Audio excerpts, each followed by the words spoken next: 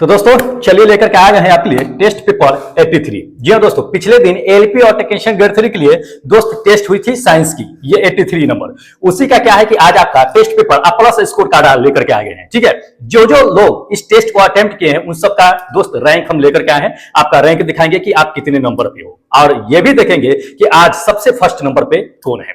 तो क्या करते हैं ना दोस्त कि सबसे पहले हम क्या करते हैं कि टेस्ट पेपर पे डिस्कस कर लेते हैं कि आप लोगों का टेस्ट पेपर क्या है, क्या सही है, क्या गलत है, उस पर डिस्कस कर लेते हैं। फिर उसके बाद क्या करेंगे कि आपका स्कोर कार्ड यानी कि रैंक कार्ड दिखा देंगे। चलिए ज्यादा देरी नहीं करते हैं, शुरू कर देते हैं। और जो लोग नए हैं, अगर आप भी टेस्ट देना चाहते हैं एलपी और टेक्नीशियन ग्रेड 3 के लिए, तो दोस्त बिल्कुल फ्री में अटेम्प्ट कर सकते हैं यहाँ पे टेस्ट। इसके लिए कोई पैसा पे नहीं करना पड़ेगा। ठीक है, कैसे देना है, टेस्ट नहीं देना है, ये आपको हम क्या करेंगे कि टेस्ट पेपर देखने के बाद आपको बता देंगे। तो कम से कम क्या कीजिएगा ना कि टेस्ट पेपर तक बने रहिएगा, ताकि आप जान सके और देख सके कि किस तरह के टेस्ट पेपर आते हैं और कैसे टेस्ट दिया जाता है, ये आपको हम बता देंगे। चलिए ज्यादा देरी नहीं करते हैं कि हम देख लेते हैं टेस्ट पेपर का क्वेश्चन। देखिएगा क्या क्या क्वेश्चन है, बहुत इंपॉर्टेंट क्वेश्चन दिए जाते हैं एलपी टेक्नीशियन ग्रेड 3 के लिए। ठीक है, देखिएगा क्वेश्चन नंबर फर्स्ट देख लीजिए दोस्त। इसमें क्वेश्चन नंबर फर्स्ट में क्या कहा जा रहा है, काफी इंपॉर्टेंट है, टेस्ट पेपर का पहला क्वेश्चन है। इसमें क्या कह रहा है, इसमें कि जब विद्युत धारा प्रवाहित होती है तो विद्युत धारा प्रवाहित होने पर इलेक्ट्रॉन्स जो है कहां गति करती है। इंपॉर्टेंट है, मतलब किसी भी सर्किट से या किसी भी वायर होता है उससे अगर आप इलेक्ट्रिसिटी करंट जो प्रवाहित कीजिएगा तो उसमें जो इलेक्ट्रॉन्स का प्रवाह जो होता है वो कहां से होता है। इंपॉर्टेंट है, ध्यान रखिएगा। आपको हम बताते हैं इलेक्ट्रॉन्स का जो प्रवाह होता है कई तरह से होता है, ध्यान रखिएगा। आपको हम बताते हैं, देखिए इलेक्ट्रॉन्स का प्रवाह जब आप करंट सप्लाई कीजिएगा, किसी भी सर्किट में कीजिए या किसी भी वायर में कीजिए, उसमें क्या होता है ना कि नेगेटिव से शुरू होती है, पॉजिटिव की ओर जो है इलेक्ट्रॉन्स का प्रवाह शुरू होता है। मतलब कि लो पोटेंशियल से लेकर के हाई पोटेंशियल की ओर जो है इलेक्ट्रॉन्स गमन करता है। दूसरी नंबर बात जान लीजिए कि इलेक्ट्रॉन्स का जो प्रवाह होता है वो आप जानते होइएगा कि ऑपोजिट होता है, यानी कि विपरीत दिशा में होता है। जिधर से धारा प्रवाहित होती है, धारा के ठीक विपरीत दिशा में इलेक्ट्रॉन्स का प्रवाह होता है। तो इसमें अगर देखा जाए ऑप्शन में अकॉर्डिंग टू क्वेश्चन, तो जान लीजिए कि इसमें दो ऑप्शन करेक्ट हमें नजर आ रहा है। ठीक है, एक तो पहला नंबर देख लीजिए, पहला नंबर आपको धारा के दिशा के विपरीत कहता है। जी हाँ, बिल्कुल ये भी सही है कि जिधर से धारा प्रवाहित होता है ठीक उसके ऑपोजिट में इलेक्ट्रॉन्स का प्रवाह होता है। ध्यान रखिएगा ये चीजें। दूसरी नंबर जान लीजिए कि कम क्षमता से यानी कि लो कैपेसिटी से हाई कैपेसिटी की ओर जो है क्या होता है ना कि दोस्त इलेक्ट्रॉन्स का प्रवाह होता है। आपको बताती है कि लो पोटेंशियल से हाई पोटेंशियल की ओर। तो एक तो ये थर्ड नंबर भी नजर आ रहा है, एक फर्स्ट नंबर और ये थर्ड नंबर, दोनों ऑप्शन मुझे करेक्ट नजर आ रहा है और ये दोनों ऑप्शन करेक्ट होंगे। टेस्ट में बहुत लोग जो है फर्स्ट नंबर मार दिए होंगे और बहुत लोग जो है थर्ड नंबर मार दिए होंगे। तो कोई दिक्कत नहीं है दोस्त, यहां पे डिस्कस हम कर लेते हैं। चलिए अगला क्वेश्चन देख लीजिए। अगला नंबर क्वेश्चन क्या कहा जा रहा है दोस्त, ये चीजें कहा जा रहा है कि अभिकथन मतलब कि स्टेटमेंट दे दिया है। पहला नंबर स्टेटमेंट देख लीजिए, क्या कहा जा रहा, कह रहा है इसमें कि कोयला आधारित ताप विद्युत संयंत्र में अम्लीय वर्षा का योगदान करता है। मतलब कि कोयला को अगर जलाइएगा, ताप विद्युत संयंत्र जहां भी होता है वहां पे कोयला जलता है तो क्या होता है, उससे जो धुआं निकलती है वो अम्लीय वर्षा में मदद करती है। एक तो ये स्टेटमेंट दे दिया है। दूसरा स्टेटमेंट देख लीजिए कि कोयला जलाने पर क्या कहता है कि कोयला जलाने पर कार्बन डाइऑक्साइड है उत्सर्जित होता है। ये भी सही है कि कार्बन डाइऑक्साइड उत्सर्जित होता है। अगर इस ऑप्शन के अकॉर्डिंग अगर देखा जाए स्टेटमेंट के अकॉर्डिंग, तो जान लीजिए कि ए और आर दो स्टेटमेंट दिए गए हैं, ये दोनों क्या है कि आपका सही है। लेकिन जान लीजिए कि कारण जो आर दे दिया है, रीजन वाला आर जो दे दिया है, वो कोयले के जलाने से कार्बन डाइऑक्साइड निकलती है। ये जो है ए का पहला नंबर जो कहता है कि कोयले के जलाने पर जो गैस निकलती है वो अम्लीय मतलब कि अम्लीय वर्षा में मदद करती है, तो कार्बन डाइऑक्साइड मदद नहीं करती है। तो ए आर जो है ए की पुष्टि नहीं करता, ध्यान रखिएगा। तो आपका जो करेक्ट आंसर होगा दोस्त ये सेकेंड नंबर होगा। क्या, सेकेंड नंबर होगा। ठीक है, दोनों कथन सत्य होगा लेकिन आर जो है ए का पुष्टि नहीं करेगा, ये ध्यान रखिएगा। क्योंकि अम्लीय वर्षा जो होता है वो अम्लीय वर्षा ये नहीं कराता है, सल्फर डाइऑक्साइड और जो है नाइट्रस ऑक्साइड ये मिलकर के कराता है, ये जो है कोयले से नहीं निकलता है। ठीक है, चलिए अगला क्वेश्चन देख लीजिएगा। अगला नंबर क्वेश्चन देखिए। अगला नंबर कहता है कि मानव के शरीर में निम्नलिखित में से कौन सा हार्मोन जो है रक्त, कैल्शियम और फास्फेट को क्या करता है कि कंट्रोल करने का काम करता है। बहुत अच्छा क्वेश्चन है दोस्त, पूछे जाते हैं ये क्वेश्चन। देखिए मानव के शरीर में रक्त में कैल्शियम और फास्फेट को जो कंट्रोल करता है, जान लीजिए कि पैराथायराइड ग्रंथि होता है। पैराथायराइड हार्मोन होता है, ग्रंथि नहीं, पैराथायराइड हार्मोन्स होता है, वही क्या करता है कि कंट्रोल करने का काम करता है। इसमें देख लीजिएगा ऑप्शन, ये थर्ड नंबर आपका आंसर करेक्ट होगा।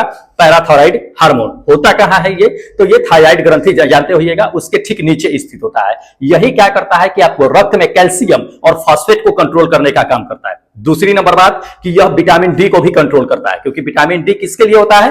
कैल्शियम के लिए होता है ना, क्योंकि हड्डियों के लिए होता है। तो इसलिए जो है विटामिन डी का भी कंट्रोल करने का काम ये पैरा जो है थायराइड हार्मोन करता है। तो इंपॉर्टेंट है दोस्त, ध्यान रखना है, ठीक है। चलिए अगला क्वेश्चन आपको हम दिखा देते हैं, देखिएगा। अगला नंबर क्वेश्चन देखिए। अगला नंबर क्वेश्चन क्या कहा जा रहा है कि परमाणु रिएक्टर के निर्माण के लिए कहता है कि निम्नलिखित में से कौन सा तत्व जो है आवश्यक है इसमें से, ठीक है। देखिए आपका करेक्ट आंसर जो बताते हैं वो क्या होगा।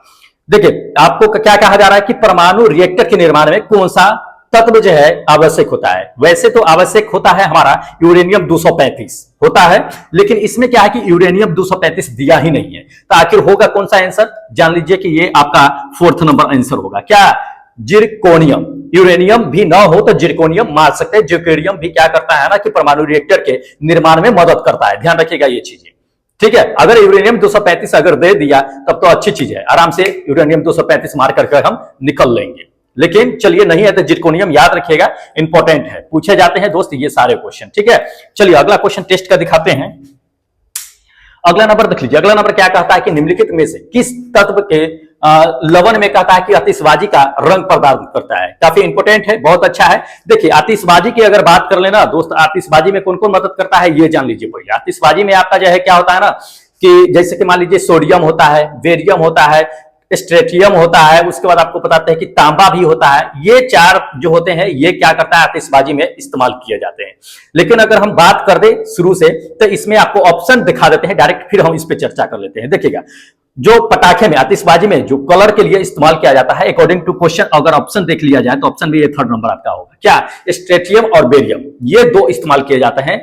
बेरियम क्या करता है, कौन सा कलर प्रदान करता है? हरा कलर प्रदान करता है। पटाखे जो जलते हैं उसमें ग्रीन कलर निकलता होगा, देखिएगा, तो वो बेरियम की वजह से निकलता है। स्ट्रेटियम की वजह से कौन सा कलर निकलता है? स्ट्रेटियम की वजह से दोस्त जान लीजिए कि लाल रंग निकलता है। इसके अलावा तांबा और सोडियम इस्तेमाल किया जाता है। तांबा सोडियम और ऑप्शन में कहीं दिया ही नहीं है, न तो तांबा और आपका सोडियम अगर रहता तो हम वो भी क्या करते कि ऑप्शन में चुटकी बजा के मार देते। तांबा, अब जान लीजिए तांबा कौन सा कलर प्रदान करता है? नीला। तांबा नीला, यानी कॉपर जो इस्तेमाल होता है वो नीला कलर प्रदान करता है। सोडियम कौन सा कलर प्रदान करता है? येलो करता है। ध्यान रखिएगा ये चीजें। लेकिन ज्यादातर जो है बेरियम के बारे में ही पूछा जाता है आतिशबाजी में, ठीक है। तो इंपॉर्टेंट है, ध्यान में रखना है, ठीक है। चलिए टेस्ट का अगला क्वेश्चन दिखा देते हैं। अगला क्वेश्चन देख लीजिए। अगला नंबर कहता है कि अम्लीय वर्षा पर्यावरण प्रदूषण के कारण होती है। किसके कारण होती है ये बताना है। जो अम्लीय वर्षा होती है पर्यावरण में प्रदूषण किसके कारण होती है ये बताना है। तो हम आपको शुरू में बता दिए हैं कि नाइट्रस ऑक्साइड होता है और सल्फर डाइऑक्साइड होता है। ये दोनों क्या करता है कि अम्लीय वर्षा में मदद करता है, ठीक है।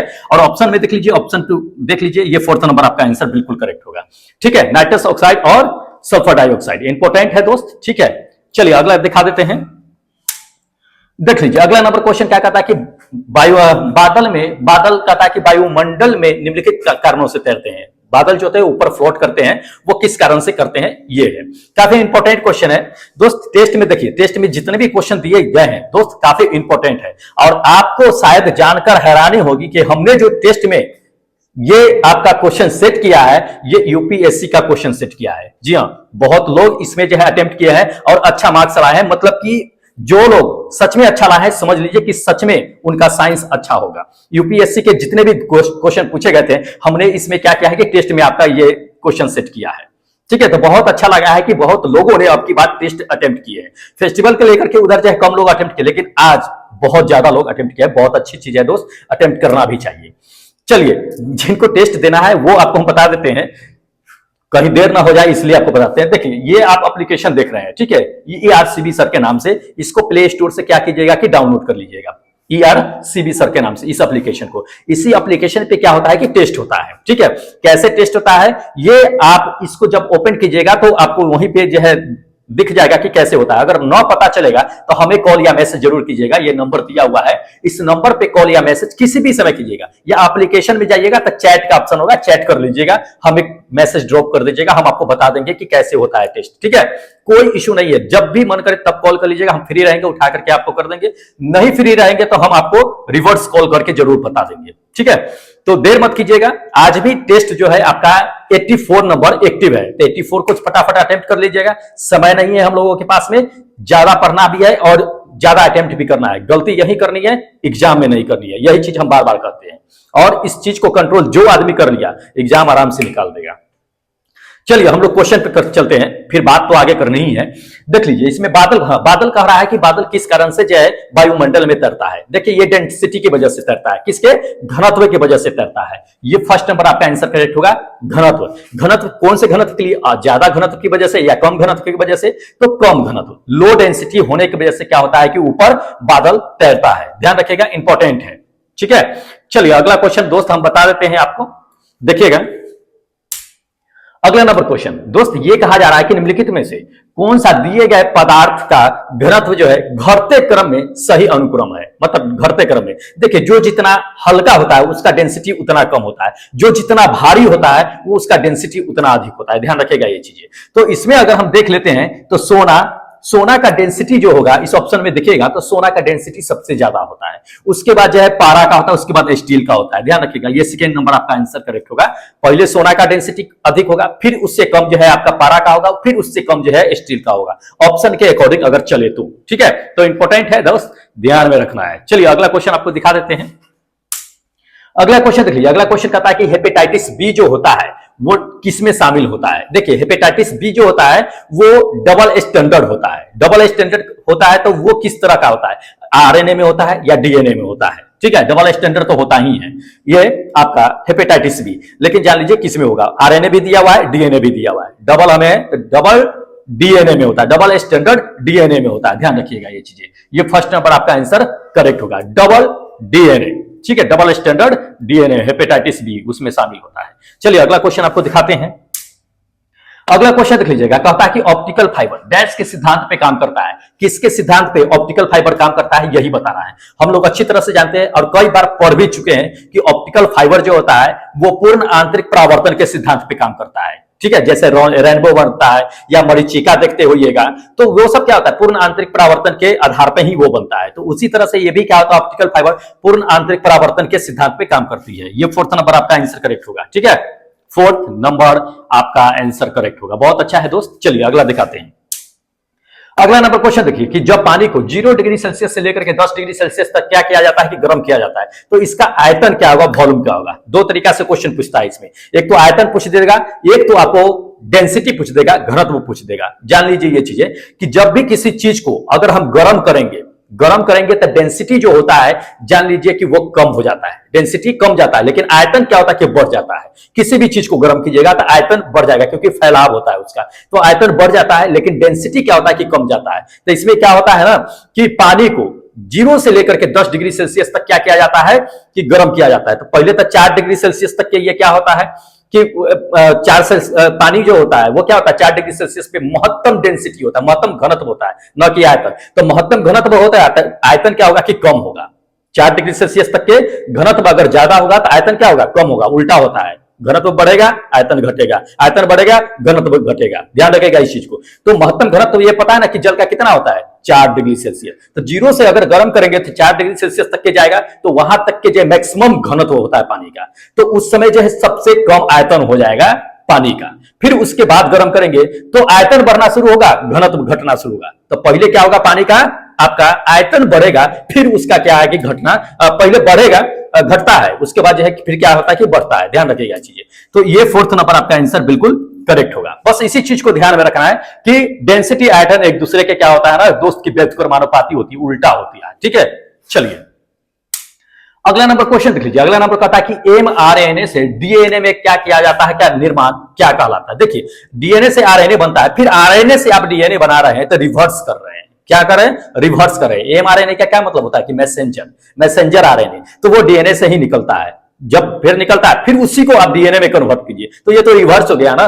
क्या हो गया, रिवर्स ट्रांसक्रिप्शन होता है। ध्यान रखिएगा ये चीजें। तो ये सेकेंड नंबर आपका आंसर करेक्ट होगा, रिवर्स ट्रांसक्रिप्शन, ठीक है। इंपॉर्टेंट है दोस्त, सारे टेस्ट में क्वेश्चन इंपॉर्टेंट दिए हैं, बिल्कुल मिस मत कीजिएगा। चलिए अगला नंबर क्वेश्चन देख लीजिए। अगला नंबर क्वेश्चन कहता है कि निम्नलिखित बीमारियों पर क्या करना है कि विचार करना है। ये पहला तो देख लीजिए डिप्थीरिया दे दिया, उसके बाद आपको चिकन पॉक्स दे दिया, उसके बाद चेचक दे दिया है, 3 चीजें दे दिया है। अब ऑप्शन में नीचे क्या कहा जा रहा है, नीचे ये कहा जा रहा है कि उपयुक्त में कौन सी बीमारी जो है भारत में समाप्त हो गई है। देखिए 3 बीमारी दिया गया है इसमें, डिप्थीरिया दिया गया है, चिकन पॉक्स दिया गया है, चेचक दिया गया है। ये तीनों पर अगर हम विचार कर ले तो ऑन द पेपर गवर्नमेंट के थ्रू दोस्त चिकन पॉक्स जो है वो भारत में खत्म हो चुकी है, लेकिन पूरी तरह से तो नहीं हुई है। अभी भी चिकन पॉक्स का असर आपको इंडिया में देखने के लिए मिलेगा, लेकिन ऑन द पेपर दोस्त क्या है कि खत्म हो चुके हैं। तो ये चीजें रखिएगा। ये second number only for 3 number आपका आप समझिएगा। चिकन पॉक्स कहते हैं, सॉरी चिकन पॉक्स चेचक कहना चाहिए। चेचक जो है क्या है कि खत्म हो चुका है, ये 3rd नंबर। ठीक है, चिकन पॉक्स चेचक ये सब चेचक, जबकि अभी भी स्मॉल जो है पॉक्स देखने के लिए आपको मिलेगा। ठीक है, तो ये आपका सेकेंड नंबर ऑप्शन बिल्कुल करेक्ट होगा। चलिए अगला क्वेश्चन आपको दिखा देते हैं। अगला नंबर क्वेश्चन देख लीजिए। कहता है कि पृथ्वी को सूर्य से प्राप्त होने वाली कहता है कि उष्मा ऊर्जा किसके कारण होती है। देखिए पृथ्वी को सूर्य से जो ऊष्मा प्राप्त होती है या ऊर्जा जो प्राप्त होती है वो तो नाभिकीय संलयन से होती है, लेकिन उससे जो आती है वो किसके माध्यम से आती है, वो विकिरण के माध्यम से आती है। किसके माध्यम से? विकिरण के माध्यम से। ये सेकेंड नंबर आपका आंसर करेक्ट होगा, विकिरण के माध्यम से। कभी कभी ये पूछा जाता है कि वायुमंडल जो गर्म हो जाती है वो किसकी वजह से, तो पृथ्वी से वो विकिरण की वजह से हीट होता है, हीट होती है, तो यहां से क्या होता है कि ऊर्जा संवहन के माध्यम से वायुमंडल को हीट करने का काम करता है। तो संवहन भी पूछा जाता है और विकिरण भी पूछा जाता है। इंपॉर्टेंट क्वेश्चन है, ध्यान रखिएगा। ये सेकंड नंबर आपका आंसर क्या होगा कि बिल्कुल करेक्ट होगा, विकिरण, रेडिएशन। ठीक है, इंपॉर्टेंट है दोस्त। चलिए अगला क्वेश्चन आपको हम दिखा देते हैं, देखिएगा। हाँ, अगला क्वेश्चन ये कहा जा रहा है कि बच्चे जब जन्म लेते हैं तो जन्म लेने के बाद मां के स्तन से जो ग्रंथि निकलती है वो पहला दूध जो होता है वो उसमें होता क्या है। अच्छा है क्वेश्चन। डॉक्टर लोग भी ये कहते हैं कि जब भी मां से बच्चे का जन्म होता है तो बच्चे को हमेशा मां का पहला दूध पिलाना चाहिए। ऐसा क्यों कहा जाता है? आखिर मां के पहले दूध में होता क्या है, जान लीजिए। अच्छा क्वेश्चन है। इसमें जो होता है वो कोलेस्ट्रॉल होता है। क्या होता है? कोलेस्ट्रॉल होता है। फर्स्ट नंबर, ये फर्स्ट नंबर आपका आंसर करेक्ट है, कोलेस्ट्रॉल। कोलेस्ट्रॉल में आखिर होता क्या है? जान लीजिए कि उसमें भरपूर मात्रा में प्रोटीन होता है, कार्बोहाइड्रेट होता है, एंटीबॉडी होता है, जो बच्चे को क्या करता है ना कि ये लड़ने की क्षमता अंदर जो है प्रदान करता है। जितने भी छोटे मोटे कीटाणु या जो होते हैं छोटे मोटे बीमारी, उससे काफी प्रतिरक्षा होता है, मतलब कि लड़ने की क्षमता प्रदान करता है। इसीलिए हमेशा कहा जाता है कि बच्चे को हमेशा मां का पहला दूध बिल्कुल पिलाना चाहिए, क्योंकि वो लड़ने की क्षमता प्रदान करता है। ध्यान रखिएगा, कोलेस्ट्रॉल होता है, इंपॉर्टेंट है। ठीक है, चलिए अगला क्वेश्चन दोस्त हम दिखा देते हैं आपको, इंपॉर्टेंट ही है ये भी। देख लीजिए अगला नंबर क्वेश्चन ये कहता है कि विशिष्ट प्रोटीन का पता लगाने के लिए जो है प्रयुक्त तकनीकी क्या होता है। जी हाँ, किस तकनीकी से विशिष्ट प्रोटीन का पता लगाया जाता है। काफी इंपॉर्टेंट क्वेश्चन है, आपको हम बता देते हैं। देख लीजिए, प्रोटीन का अगर पता लगाना है तो दोस्त वेस्टर्न ब्लॉटिंग की वजह से लगाते हैं, वेस्टर्न ब्लॉटिंग की वजह से लगाते हैं। ठीक है, ये सेकंड नंबर आपका होगा। अब वेस्टर्न ब्लॉटिंग होता क्या है ये समझ लीजिए। देखिए ये एक तरह का लेबोरेटरी टेक्नोलॉजी होता है, एक तरह का लेबोरेटरी टेक्नोलॉजी होता है। उसके थ्रू क्या होता है ना कि मानव के शरीर से, टिश्यू से या ब्लड से प्रोटीन को क्या किया जाता है कि पता लगाया जाता है। वैसे प्रोटीन को पता लगाया जाता है जो एंटीबॉडी में इस्तेमाल किया जा सके। ठीक है, तो ये किसकी मदद से किया जाता है? वेस्टर्न ब्लॉटिंग की वजह से किया जाता है। ध्यान रखिएगा, इंपॉर्टेंट है ये सेकेंड नंबर। ठीक है, वेस्टर्न ब्लॉटिंग की वजह से किया जाता है, टेक्नोलॉजी से। चलिए अगला क्वेश्चन आपको दिखा देते हैं।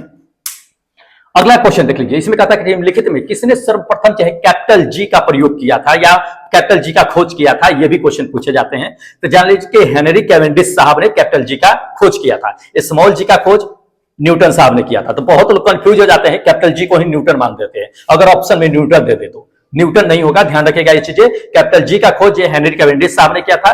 कैपिटल जी का मान कभी कभी पूछ देता है, जो सर्व गुरुत्वाकर्षण नियतांक होता है, इसका मान होता है 6.74 into 10 to the power -11 newton metre square प्रति केजी स्क्वायर होता है। ध्यान रखिएगा, और ये पूछे जाते हैं। ठीक है, तो इसको ध्यान में रखना है दोस्त, इंपॉर्टेंट है।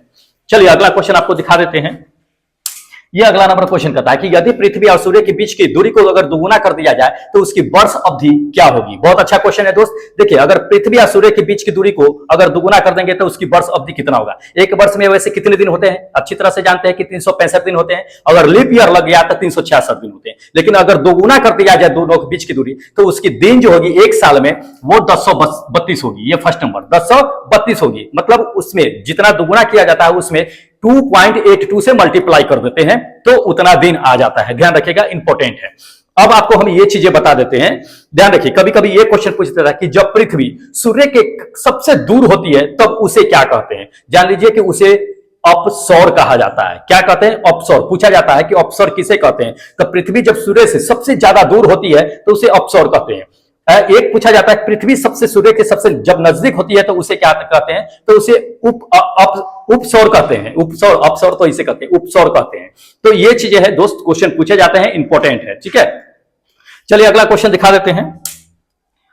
हाँ देखिएगा, इसमें कहता है कि जब पृथ्वी, अच्छा ये क्वेश्चन तो अभी हम डील करा ही दिए, लगता है कि 2 बार ये क्वेश्चन आ गया है टेस्ट में।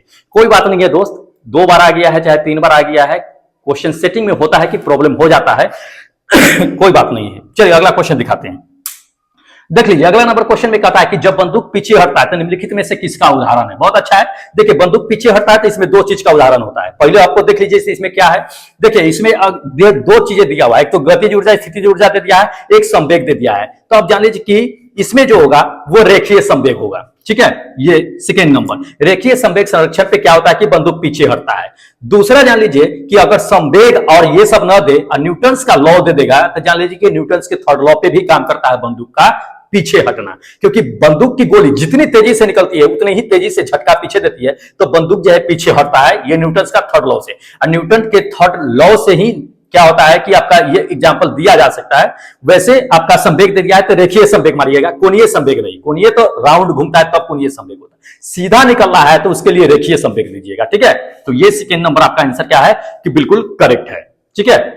चलिए अगला क्वेश्चन दोस्त हम आपको बता देते हैं, जो काफी इंपॉर्टेंट ही टेस्ट में लिए गए थे। देखिएगा कहता है क्या कि एक समान वृत्तीय गति के मामले में कहता है कि समय अवधि और आवृत्ति के बीच क्या संबंध है। समय अवधि और आवृत्ति, देखिए बहुत अच्छा क्वेश्चन है, कई बार यह पूछा गया है। देखिए एक दूसरे के व्युत्क्रमानुपाती होती है। समय अवधि जो होती है वो आवृत्ति के व्युत्क्रमानुपाती होती है। अगर समय अवधि बढ़ती है तो आवृत्ति घट जाएगी, अगर समय अवधि घटती है तो आवृत्ति बढ़ जाएगी, और समय अवधि बढ़ेगी तो आवृत्ति घट जाएगी, ठीक है। एक दूसरे के उल्टा होता है, व्युत्क्रमानुपाती होती है। ये फर्स्ट नंबर आपका आंसर बिल्कुल करेक्ट होगा कि एक दूसरे के व्युत्क्रमानुपाती होती है। दोस्त सारे क्वेश्चन जो है टेस्ट के इंपॉर्टेंट है, इसलिए बोलते हैं कि टेस्ट दिया कीजिए, ठीक है, अटेम्प्ट किया कीजिए। चलिए अगला नंबर क्वेश्चन देखिए। अगला नंबर क्वेश्चन कहता है कि गतिज ऊर्जा के बारे में निम्नलिखित में से कौन सा जगह है कथन सही है। स्टेटमेंट सही बताना है कि क्या है क्या नहीं। चलिए पढ़ लेते हैं। पहला नंबर देख लीजिए, स्टेटमेंट कहता है कि गतिज ऊर्जा धनात्मक या ऋणात्मक होता है, ठीक है। ऐसा कुछ नहीं है कि धनात्मक ऋणात्मक होता है, ऐसा कुछ नहीं होता है, ठीक है। ये तो ऐसे ही हट गया। दूसरा नंबर देख लीजिए। दूसरा नंबर आपको कह रहा है कि गतिज ऊर्जा का संदर्भ जो होता है वो फ्रेम से स्वतंत्र होता है, ये भी ऐसा कुछ नहीं है। 80 नंबर कहता है ए और बी, बिल्कुल नहीं, यानी कि फोर्थ नंबर आपका इनमें से कोई नहीं होगा। देखिए गतिज ऊर्जा होता क्या है, किसी भी वस्तु के गति में रहने के कारण जो ऊर्जा प्राप्त होती है उसे हम गतिज ऊर्जा कहते हैं। ये तो अच्छी तरह से हम लोग जानते हैं, ठीक है। तो किसी भी वस्तु के गति और ऊर्जा में यही संबंध होता है कि गतिज ऊर्जा के कारण जो है क्या होता है कि वस्तु में गतिज ऊर्जा प्राप्त होता है, तो इसे ध्यान में रखिएगा। चलिए अगला क्वेश्चन दिखा देते हैं। वैसे गतिज ऊर्जा का फॉर्मूला आपको पता ही होगा कि हाफ mv² होता है, द्रव्यमान और वेग के वर्ग के गुणनफल के बराबर जो होता है उसका आधा जो होता है वो गतिज ऊर्जा होता है, ठीक है। तो इंपॉर्टेंट है। चलिए अगला क्वेश्चन दिखाते हैं। अगला क्वेश्चन देखिएगा दोस्त, 23 नंबर क्वेश्चन है। क्या कहा रहा है इसमें कि पृथ्वी के केंद्र पर गुरुत्वाकर्षण बल का त्वरण का मान कितना होता है। देखिए पृथ्वी के सेंटर में अगर कहेगा स्मॉल जी का मान, गुरुत्वीय त्वरण क्या होता है, स्मॉल जी का मान। स्मॉल जी का मान जो होता है वो 0 होता है सेंटर पे। अगर भूमध्य रेखा की ओर जाएंगे तो बढ़ता है, और ध्रुव की ओर जाएंगे तो सबसे ज्यादा होता है। ध्रुव पे सबसे ज्यादा होता है, केंद्र में 0 होता है, भूमध्य रेखा पर क्या होता है कि बढ़ता है। केंद्र से जाएंगे तो, अब भूमध्य रेखा से आएंगे तो घटेगा। तो ध्यान रखिएगा ये चीजें। आपका जो आंसर होगा ये सेकेंड नंबर होगा 0, ठीक है। इंपॉर्टेंट है दोस्त, ठीक है। चलिए अगला क्वेश्चन आपको हम दिखा देते हैं, देखिएगा। अगला नंबर क्वेश्चन देख लीजिए। कहता है कि विकृति पिंड के अनुप्रस्थ काट के प्रति इकाई क्षेत्रफल पर कार्य करने वाले आंतरिक जो है प्रत्यायन बल को क्या कहते हैं। देखिए मतलब इकाई क्षेत्रफल पर जो काम किया जाता है प्रत्यायन बल, उससे क्या कहते हैं। देखिए उसको प्रतिबल कहते हैं। ये पिछले दिन जो हुई थी टेस्ट सेट, उस सेट में हम आपको ये क्वेश्चन बता दिए थे, तो उसे स्ट्रेस कहते हैं। प्रति इकाई क्षेत्रफल पर जो आपका क्या होता है कि आंतरिक बल जो है कार्य करता है वो स्ट्रेस होता है, प्रतिबल होता है। ये सेकेंड नंबर आपका आंसर करेक्ट होगा, ठीक है। तो दोस्त इंपॉर्टेंट है, छोड़ना नहीं है, ठीक है।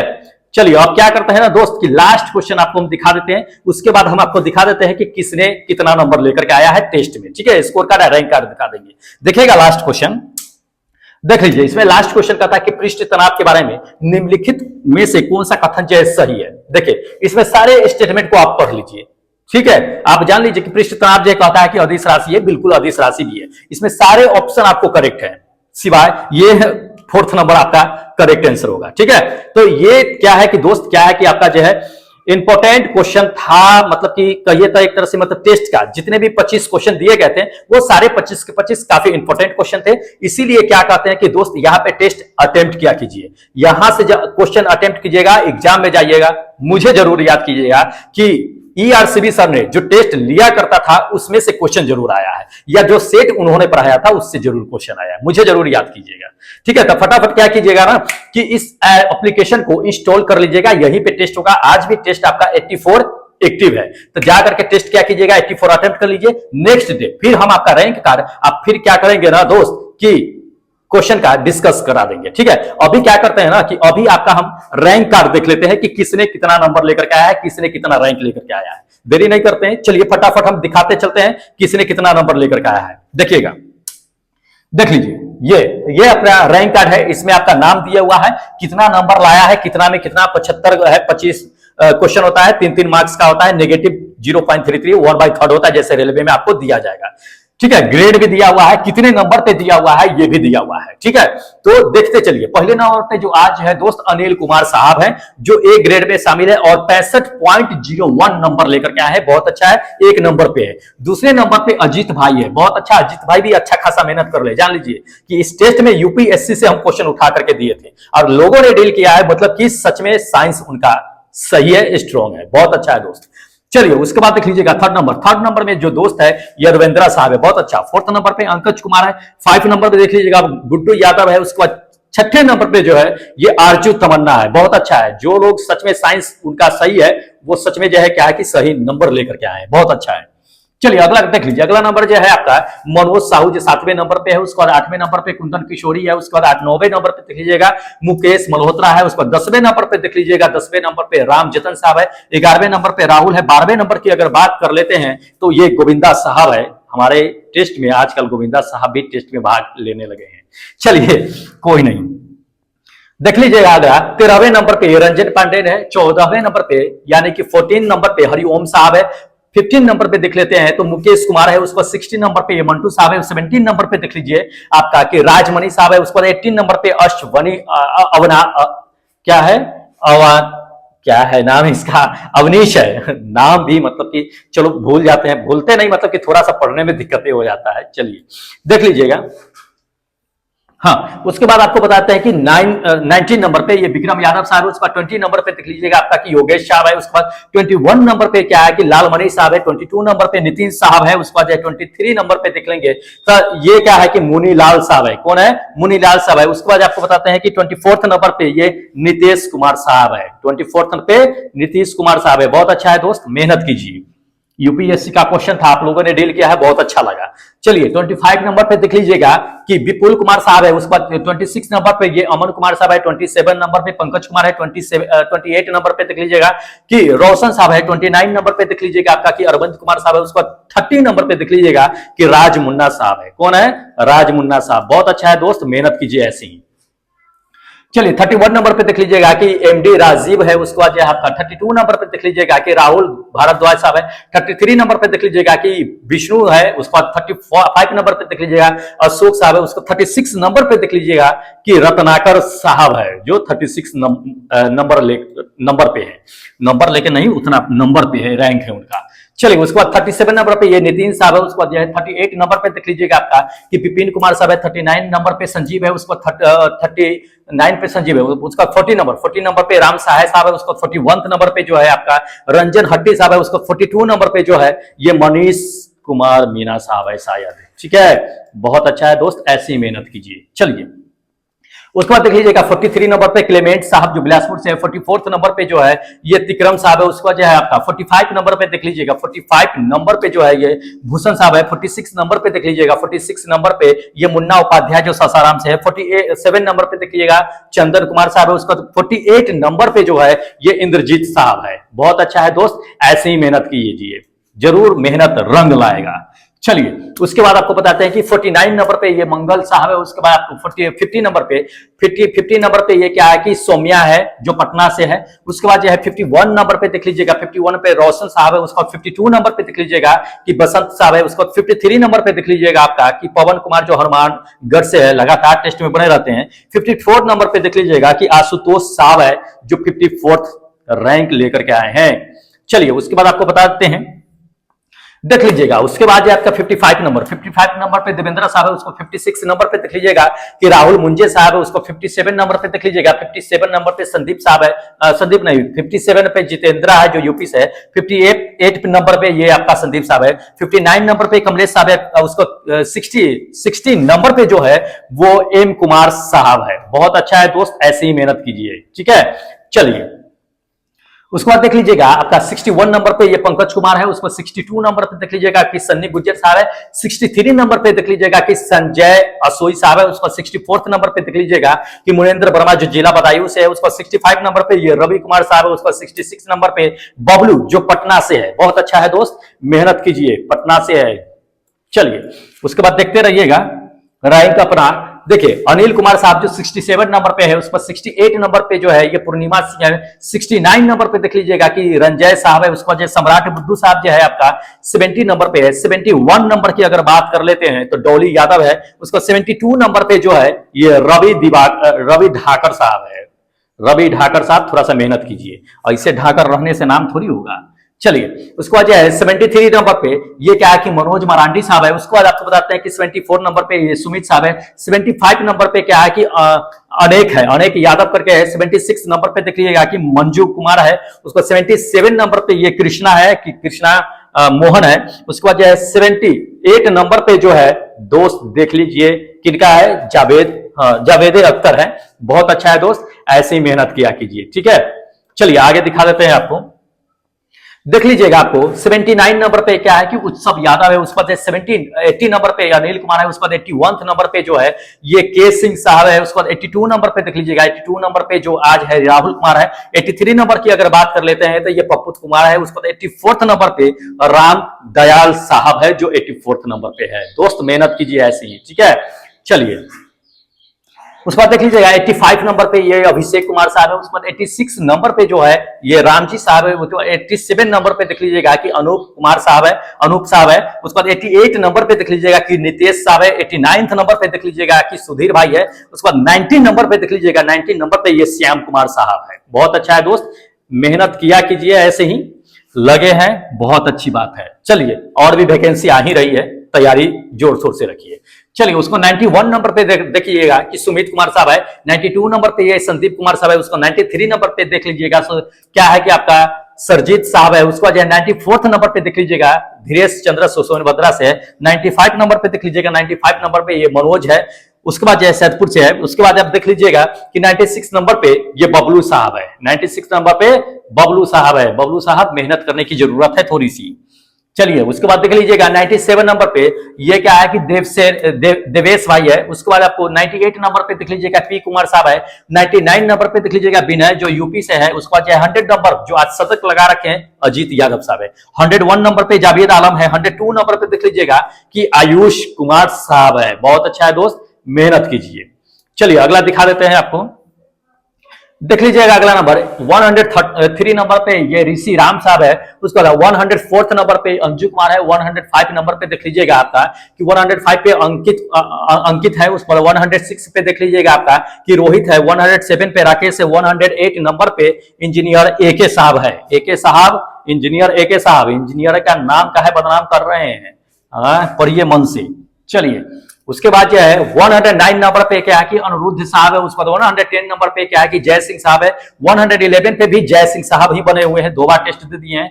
112 नंबर पे सनी सिंह साहब है। उसके बाद 113 नंबर पे जो है अजय साहब है। 114 नंबर पे क्या है कि आशीष साहब है।